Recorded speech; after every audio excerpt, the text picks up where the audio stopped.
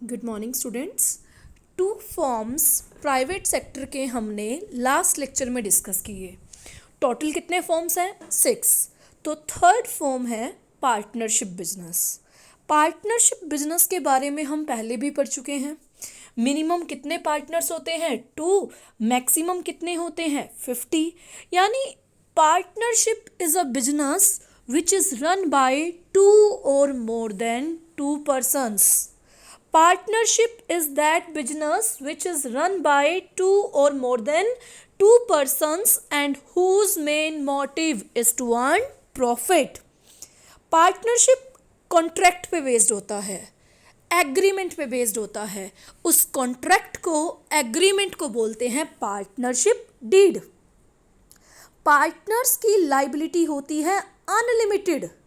Unlimited का मतलब क्या होता है कि अगर बिजनेस में लॉस होता है तो पार्टनर्स को अपनी बिजनेस एसेट के साथ पर्सनल एसेट भी बेचनी पड़ती हैं। तो पार्टनर्स की लाइबिलिटी क्या हुई? अनलिमिटेड।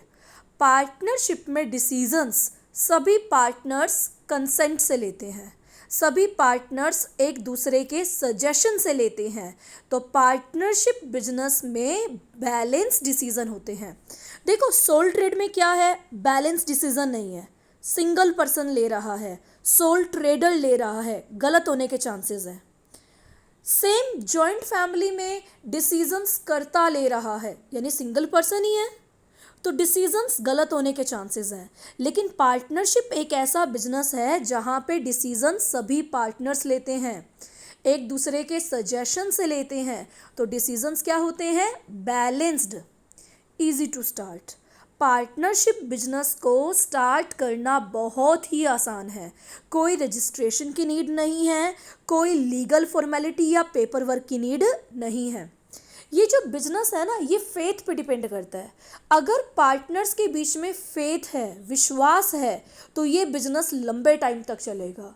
लेकिन अगर पार्टनर्स के बीच में फेथ नहीं है, विश्वास नहीं है, तो ये बिजनेस जल्दी ही बंद हो जाएगा। और पार्टनरशिप बिजनेस पार्टनरशिप एक्ट 1932 के अकॉर्डिंग काम करता है।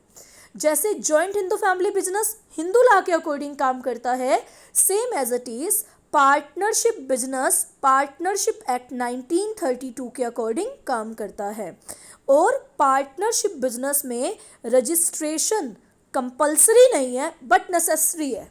मैंने आपको बताया था जब ये चैप्टर करवाया था कि पार्टनरशिप में रजिस्ट्रेशन यूज़फुल है, कंपलसरी नहीं है, लेकिन करवाओगे तो अच्छी बात है, क्योंकि केस फाइल कर सकते हो एक पार्टनर दूसरे पार्टनर के अगेंस्ट, पार्टनर बिजनेस के अगेंस्ट, बिजनेस पार्टनर के अगेंस्ट केस फाइल कर सकता है अगर बिजनेस रजिस्टर्ड है। तो ये तो थी पार्टनरशिप बिजनेस की बात। अब आते हैं जॉइंट वेंचर पे। जॉइंट वेंचर आपके लिए नया टॉपिक है। क्या होता है जॉइंट वेंचर? एक ऐसा बिजनेस जो 2 या 2 से ज़्यादा लोगों के द्वारा चलाया जाता है, टेम्परेरी बेस पे चलाया जाता है, और जितने भी लोग होते हैं 2 या 2 से ज़्यादा लोग, मेंबर्स, उन्हें को वेंचर्स बोलते हैं। वो प्रॉफिट एंड लॉस को बांटते हैं प्री डिसाइडेड रेशो में, यानी पहले से डिसाइड जो रेशो होता है। यानी एक ऐसा बिजनेस जो 2 या 2 से ज़्यादा लोगों के द्वारा चलाया जाता है और जो प्रॉफिट और लॉस है प्री डिसाइडेड रेशो में बांटा जाता है, उसे जॉइंट वेंचर कहते हैं। लेकिन जॉइंट वेंचर में मैक्सिमम मेंबर्स की लिमिट नहीं है, कितने भी हो सकते हैं। तो ये है जॉइंट वेंचर। अच्छा, मैंने बोला टेम्परेरी बेस पे चलाया जाता है। क्यों?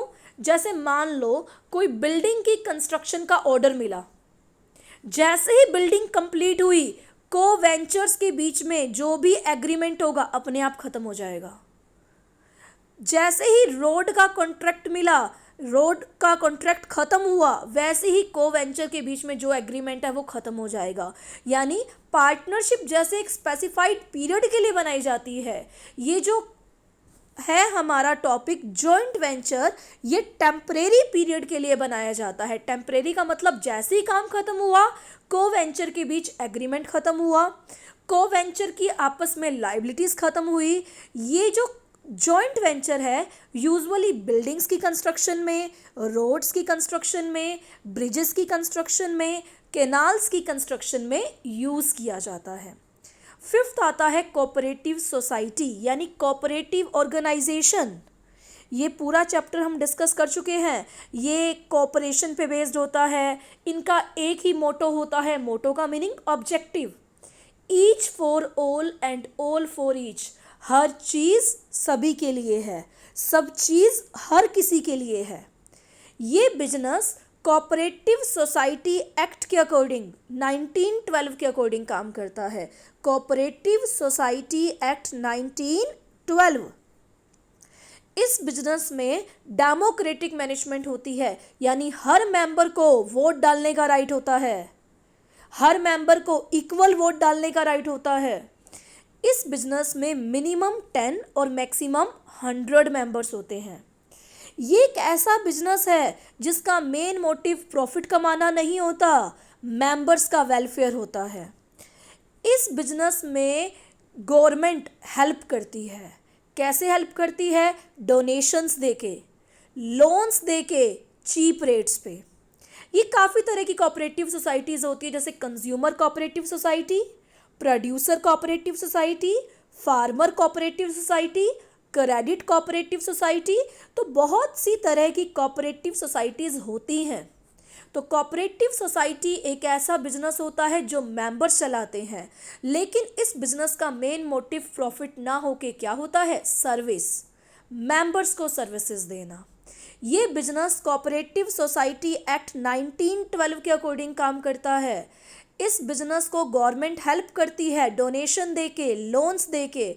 और इस बिजनेस की खास बात क्या है? मेंबर्स ही इस बिजनेस को मैनेज करते हैं, यानी वोट्स डलते हैं। जिसको सबसे ज़्यादा वोट मिलते हैं वो बनता है प्रेसिडेंट, जो बिजनेस को मैनेज करता है।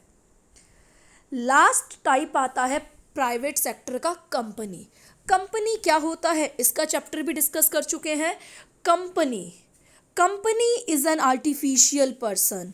कंपनी एक आर्टिफिशियल पर्सन होती है, यानी कंपनी हमारी तरह नेचुरल पर्सन नहीं होती। कंपनी आर्टिफिशियल, यानी company can not weep, company can not laugh, company हंसती नहीं, रोती नहीं, कंपनी की कोई बॉडी नहीं होती, कंपनी की कोई सोल नहीं होती। तो कंपनी एक आर्टिफिशियल पर्सन है, क्रिएटेड बाय लॉ, जिसे कानून ने बनाया है। हैविंग सेपरेट एंटिटी, कंपनी की पहचान अलग है, किससे? मेंबर से। कंपनी अपने नाम पे कोई भी एसेट, कोई भी लाइबिलिटी रख सकती है। कंपनी का परपेचुअल सक्सेशन है। परपेचुअल सक्सेशन का मतलब कॉन्टिन्यूटी। मेंबर्स आते हैं, मेंबर्स जाते हैं, कंपनी चलती रहती है। मेंबर्स में come, members may go, but company goes on forever. Common seal, company अब नेचुरल पर्सन तो है नहीं जो साइन करेगी। Company can not put a sign on document. तो कंपनी की क्या होती है? सील। सील का मतलब स्टैंप। कंपनी की स्टैंप होती है, हर डॉक्यूमेंट पे उस स्टैंप का होना कंपलसरी होता है। तो डेफिनेशन किसने दी है? LH हैने ने। क्या डेफिनेशन है? Company is an artificial person created by law, having separate entity with perpetual succession and a common seal. Companies act 2013 के अकॉर्डिंग काम करती है। कंपनी दो तरह की होती है, private and public. Private company में मिनिमम मेंबर्स होते हैं 2, मैक्सिमम होते हैं 200।